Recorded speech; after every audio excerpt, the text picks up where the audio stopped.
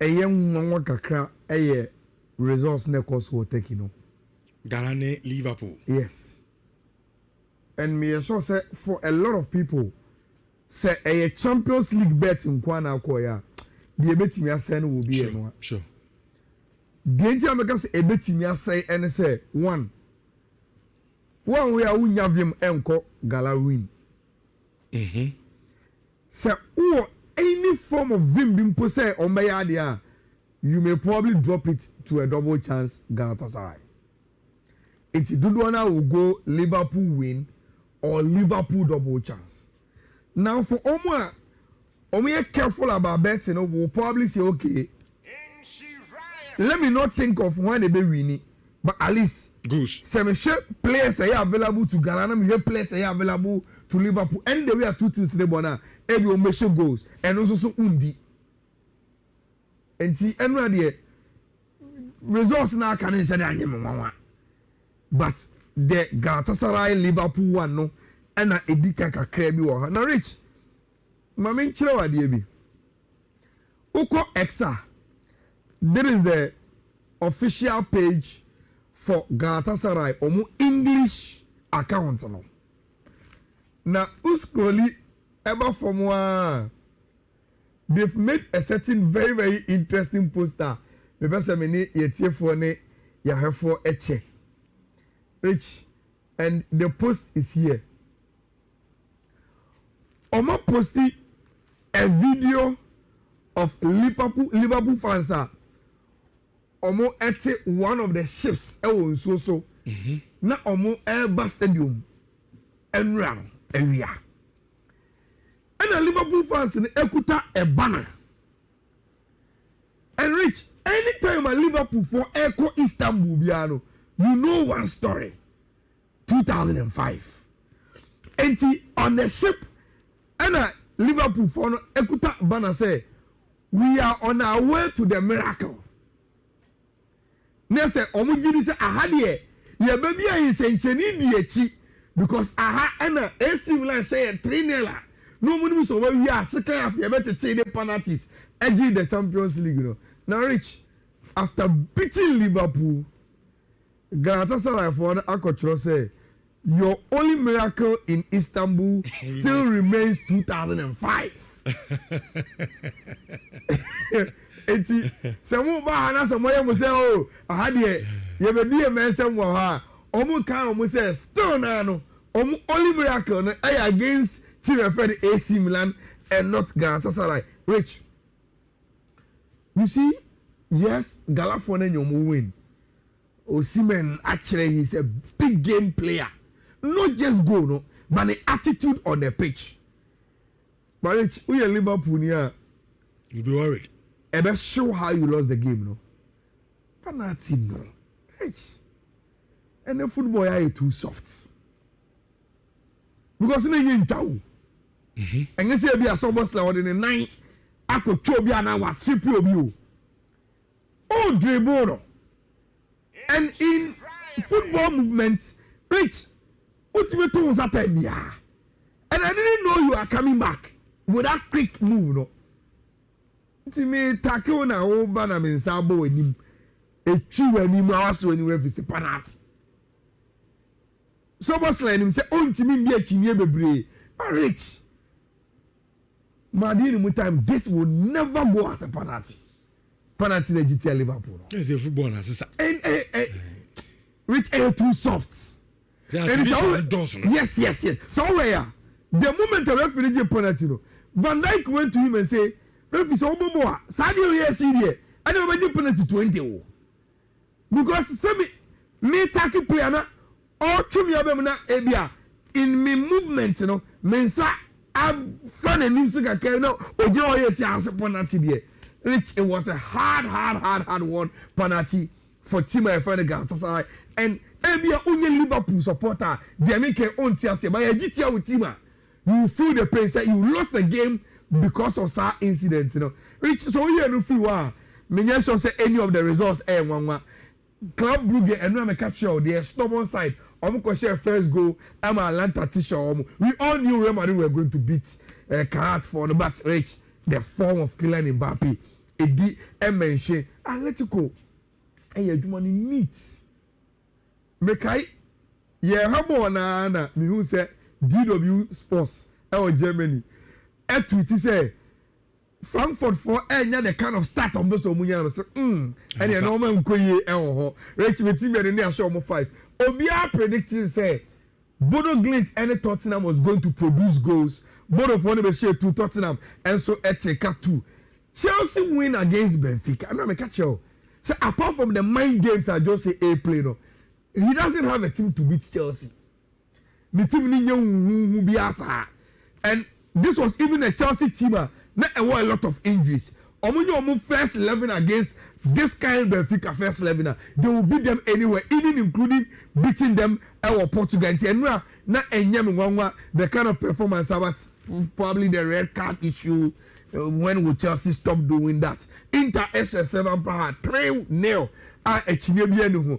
Me, Makase, Rich, in the last 5 years, this is the weakest Ayala team I'm actually. Me share you this year, no. I watch it all. And because say they are not good, I mean, say they are not good. Me now I knew that Masibe shop. They was no, Masibe game no Real Madrid boy, no. Yes. And then you beat Paris Saint-Germain, you know. Look, Ayala will struggle to beat any good side in Europe this season. And see, Bayern Dominia Mreseya.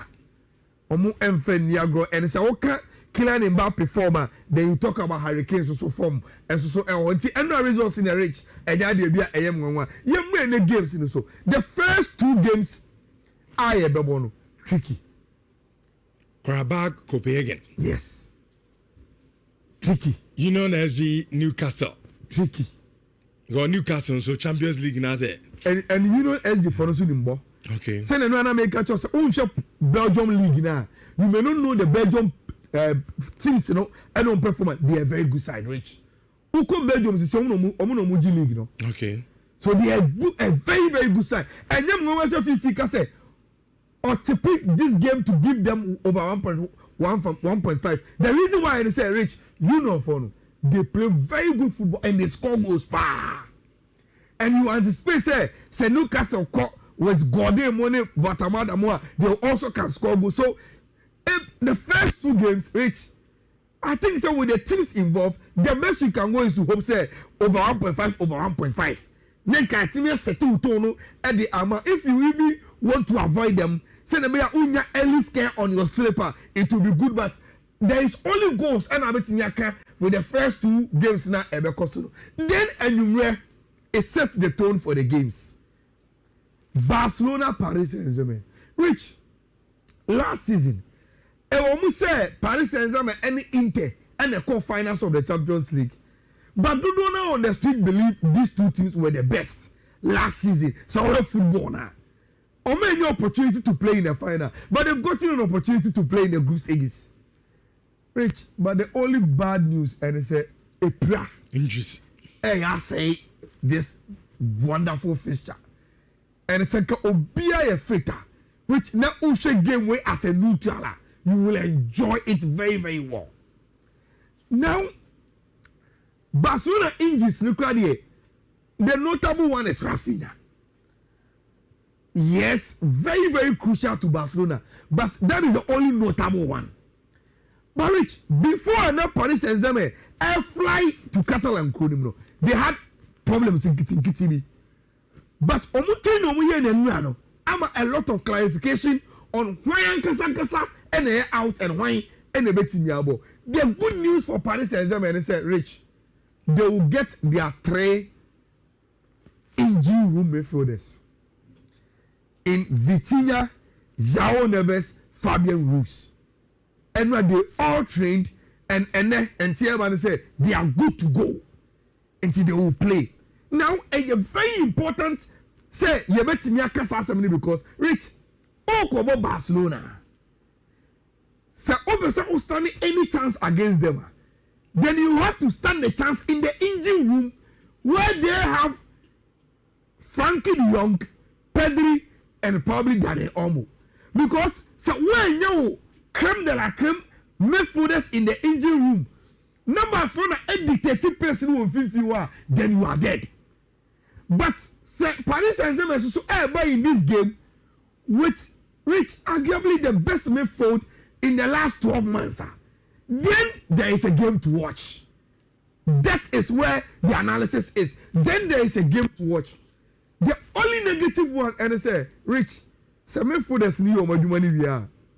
And ka impempi, you know. Omo Paris Saint-Germain front trainer. Omo and you want to midfielders, so no one no. They are not available. Victor Karaske are not available. They say you do not available. Ballon d'Or winner Ousmane Dembele is not available. But at least Barca will be able to get Lamine Yamal in the front three of the last season, you know, or be available. They will get the opportunity for us to flex. So to see Robert Lewandowski to play. So will go with Ferran Torres or former over to me Abonenti. That is the only place Barcelona any set team in front of Paris Saint-Germain Kakrebi. Then the last one, and they say, Rich, the captain for Paris Saint-Germain in Marquinhos is also missing. And say, we free Paris Saint-Germain Chilewa. About organization, leadership, experience. There is a big problem. PSG. So this is the PSG team I'm talking about. Zamani will come in for Marquinhos to pair Pacho with Achraf Hakimi and Mendes. No problem here. Probably the best right back and left back in the game right now. They fixed their midfield in the engine room with Vitinha passing late fitness test with João Neves and Fabian Ruiz. And Nimu is where it doesn't really matter. Who said? Onye player own name. But on Bobo. You see, Rich. Obia ni Bobo at this stage. But it didn't ruin the team. Okay. Rich, no matter what, lean Bob. Sure. But Paris Saint-Germain would have wished this age way. And it's general. You Kubasi Hena. Oh. You get it. Level. Aha. So you need Obia. Why you at that level to post a few yes, that's a game no crano. You know you can't give this person a chance. Yes, there are some games, sir. They get into the game. And because everyone you know, or end up changing the game for you, but Rich, you wish there is a big game because the big names are on the pitch and they are playing. And see, the Barcelona they team in front of Paris Saint-Germain, Kakrebi and say, Rich, they will have at least Lamine Yamal and Rashford. They can bring something up. Whereas Paris Saint-Germain, probably the only person who can crack Bradley Bacola. Which I think said the front line of Paris Saint-Germain missing and Marquinhos missing, no. Ama time Atletico Kakrebi could be Barcelona for no. Kakrebi so a Barcelona double chance in this game.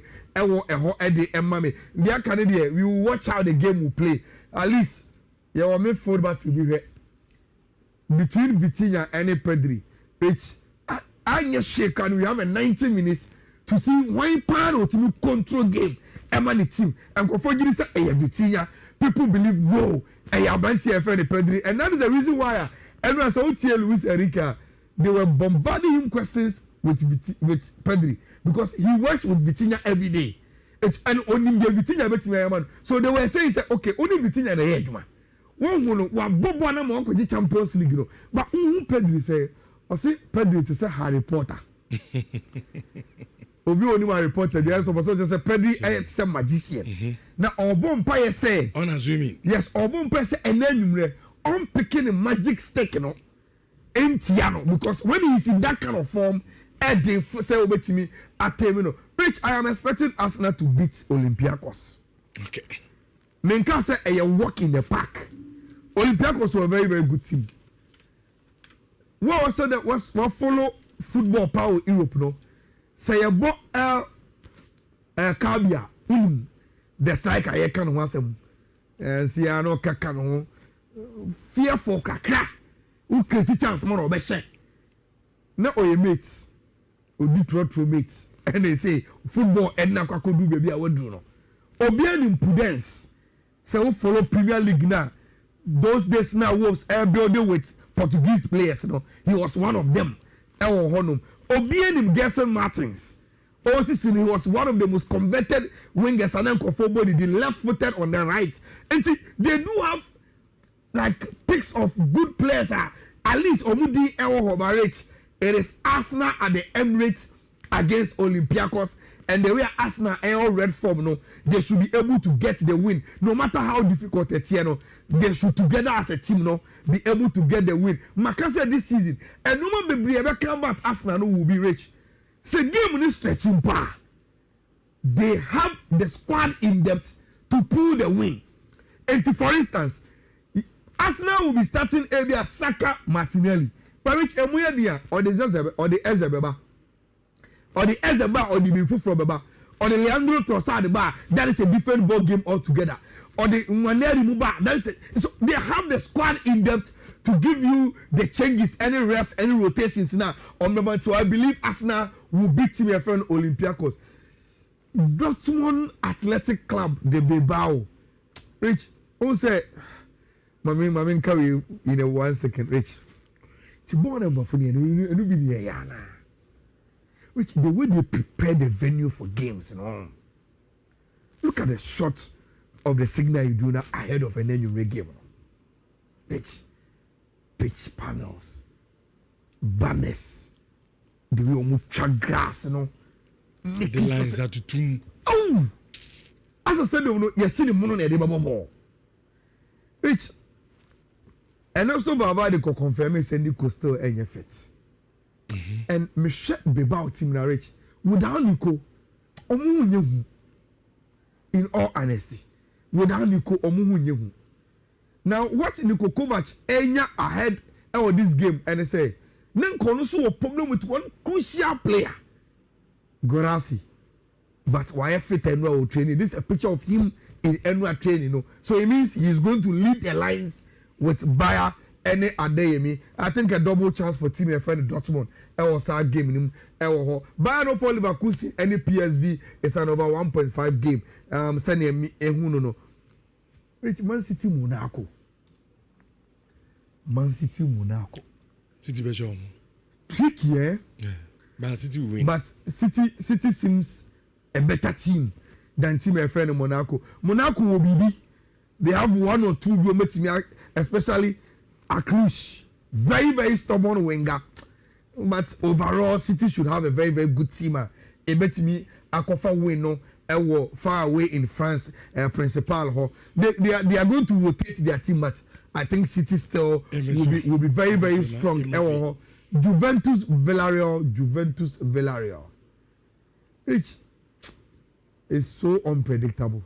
When say a game ni be one way Abeka say it should give you goals, but it could easily end in a draw. I will be on ball and to the young quarter. But we have two teams in there, Rich, the goals should come. So Juventus Villarreal can give us an over 1.5 game. Then the last one, Napoli at home, needing a reaction after losing to AC Milan against Team FN Sporting, and I'll go for a double chance. Napoli, I think they have a good team not to lose twice. And Sporting Club de Portugal, I'm already a Pamono Kobaka, and over to me as I call resurrected team in Rich.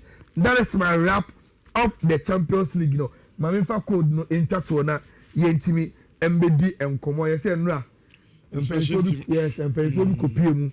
Baba Stadium. Baba Sports Stadium. What they went there to do, you were feeling in a fear hantino. Monsieur was stay and a bet in the chubby.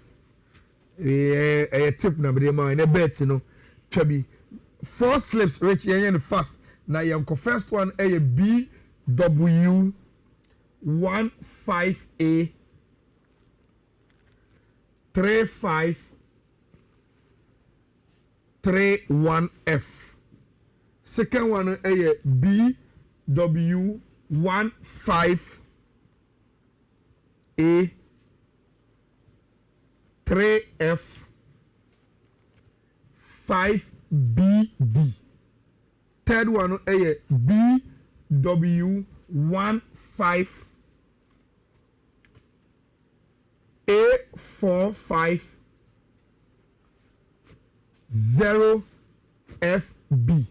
and the last one a BW 15A48 9F5 to be sure 4 Betway codes BW15A353 1F BW15A3F5BD BW15A450FB BW15A489F5 so far na onso so watimi atwa bi ewo ho na wadi rich eye kotoko na ebeso mo bebo Work of Morocco ewo Kumasi nti ene no mpanyimfo yehu omu anase bibi fofo in fact so utie kotoko for na